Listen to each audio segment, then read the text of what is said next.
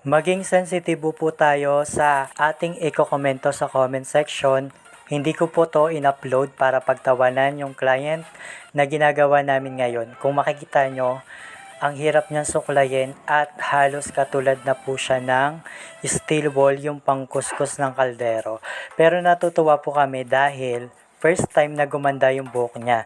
Actually, sa amin dapat siya magpapariband before pero hindi po namin siya tinanggap dahil super dry ng buhok niya, lalong-lalo na doon sa bandang harap. Yung mga baby hair, as in nagkukulay brown na sa sobrang pagka-dry.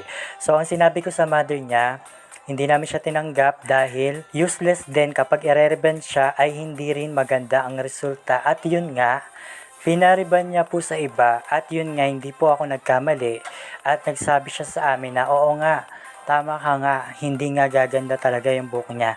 Sa totoo lang, marami na kaming nagawa, halos kasing halintulad na rin ang buhok niya, pero masasabi kong isa ito o ito yung kung kayo ang mag-a-analyze, siguro iisipin nyo isa ito sa pinakamahirap na i-reban. Pero maniniwala ba kayo na 40 minutes ko lang itong plinansya at pagkatapos pahira ng gamot na pang-reband, doon sa pinakaharap ay naluto agad ang buhok niya. As in, pagkatapos nag-check ako sa bandang likod, sa bandang dulo, sa gitna, luto agad ang buhok niya. So bakit kaya? Kung makikita nyo, napaka-coarse ng buhok niya, as in kulot na kulot.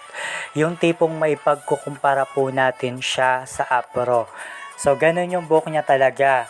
Nung una, yung hindi pa namin nasa-shampoo yung buhok niya, akala namin manipis, pero boom, pagka-shampoo at pagkapatuyo ng buhok niya, ganto yung kinalabasan. So bakit ko nasabi na mabilis naluto yung buhok niya at mabilis namin siyang natapos? Dahil yung buhok niya ay unang-una, dry po ang buhok niya at yung texture ng buhok niya ay medium to fine hair lang po, kaya mabilis yung reaction ng gamot.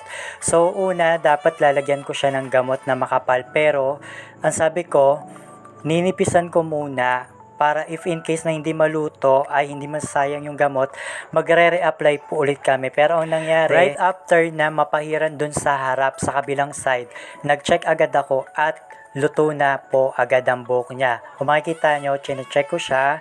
So gumawa po tayo ng knot testing at luto na nga po talaga yung buhok niya. So kapag mga ganyang case, ang ginagawa ko, sinusuklay ko ulit yung buhok niya para mabatak, mas manuot pa yung gamot doon sa buhok niya, mas maluto pa ng maigi. So, kung makikita nyo, may pagka-wave pa yung buhok niya, pero matapos nating suklayin at i-massage yung gamot sa buhok niya, ayan yung naging resulta, nag-flattened na talaga siya. So, nawala yung parang noodles na itsura doon sa buhok niya. So, sa rebanding, kapag po mga kinky yung buhok, hindi po totoo na matagal po siya dapat binababad. Katulad po nito, right after na matapos kong magpahid doon sa pinakaharap, chinek ko siya agad at naluto agad yung buhok niya. So ang ginawa ko, sinuklay ko and then binabad ko muna siya ng siguro mga at least 3 minutes pa. So ang ginawa ko, nanonood kami ng TV, sabi ko kay Ashley, babalnawan mo siya pag nagpatalastas ulit yung palabas. So 'di ba napakabilis niya lang maluto? Kung ibababad po natin to ng matagal, malamang sa malamang masusunog yung buhok niya. So kung makikita nyo, yung pagpahid namin ng gamot, halos malapit na siya sa anit pero hindi siya nakadikit. So bakit po kaya? Dahil kailangan natin siyang ilapit sa anit dahil yung buhok niya ay kinky. So ito na yung itsura niya matapos mapatuyo. Ang gagawin na po natin dyan ay paplansyahin na. So medyo bumaba yung pagkakinky niya. Medyo nag-flatten siya ng konti. So sa pagplansya naman, ganito lang po kami magplansya.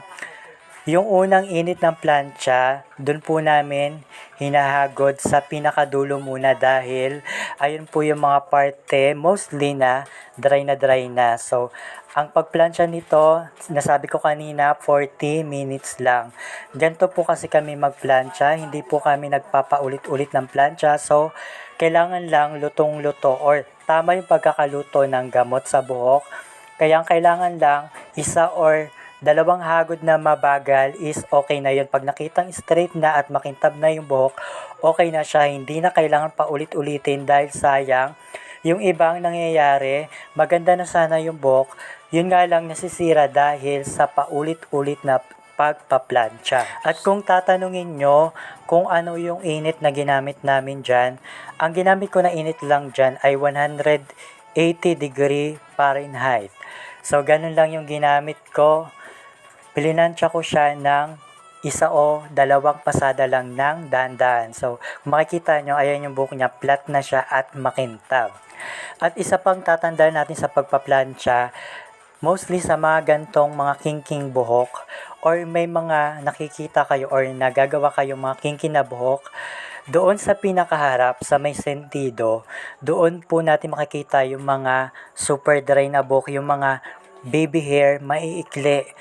Tapos minsan nagkukulay brown pa siya sa sobrang pagka-dry niya. So ang ginagawa nating technique dyan, pinaplantsa natin siya ng dahan-dahan. So hinuhold natin yung mga maliliit na buhok.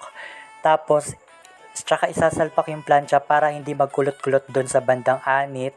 And then dahan-dahan din. So dyan, pinatay ko muna yung plancha para yung natitirang init na lang yung hahagod o yung lalapat doon sa buhok. Dahil nga, ang tendency kapag same temperature yung ginamit natin, pwede pong masunog or magkulot-kulot po doon sa bandang harap. So katulad ng sinabi ko nga kanina, ito ay 40 minutes ko lang na plinansya. So bakit napakabilis samantalang super kinky ng buhok niya? So ganun po kami magplansya para hindi na nasisira yung buhok. Kapag flat na at lumabas na yung kintab is okay na yun, hindi na kailangang ulit-ulitin ang hagod. So, ito na yung resulta niya after natin maplantsa at lalagyan na po natin siya ng pangalawang gamot o yung tinatawag na neutralizing cream. So, si Ashley po yung magpapahid niyan. Siya po yung nakatoka kapag mula roots at hanggang dulo yung pagpahid ng number 2. Pero kapag may mga regrowth or lalagyan pa ng kulay, ako po yung humahawak noon. So, ito na po yung resulta niya after mapahiran ng Brazilian treatment. So, since meron siyang Brazilian treatment, paplansyahin pa po natin siya ng pangalawang beses. So kung makikita nyo, flat na po yung buhok niya, malayo-malayo sa dating itsura ng buhok niya. So ang gagawin po natin dyan is tatanggalin na lang po natin yung mga split ends na nasa ibabaw ng hindi nagle-layer at hindi umiikli yung buhok niya. Tapos yung mga bandang dulo, pipinuhin lang po natin ng tining scissor. Tapos ikumpara po natin yung buhok niya dati at buhok niya ngayon, malayong malayo yung naging itsura niya talaga. So itong batang ito, first time pong gumanda yung buhok niya.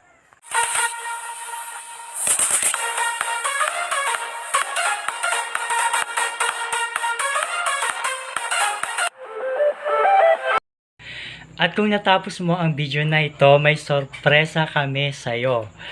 So, ano kaya yung pwede natin, free services, Tapos, ganito makinig po kayong mabuti dahil nanood kayo at tinapos mo ang video namin.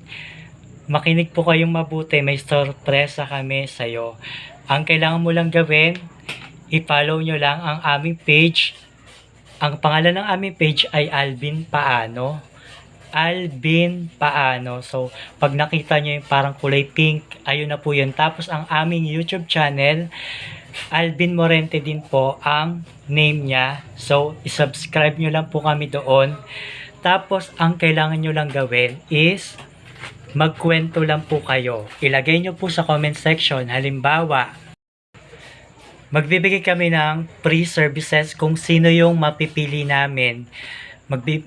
Bibigay kami ng libreng reband or kung ano yung mga nararapat na gawin sa buhok mo kapag ikaw yung napili namin.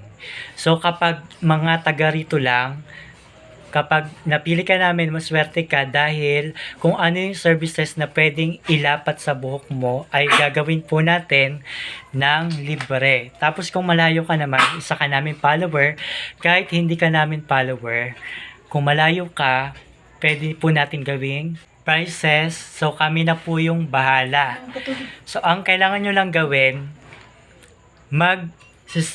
magko-comment lang po kayo ng kwento nyo about sa buhok nyo. So, kung sino yung pinakamagandang magkwento, yun po yung pipiliin namin.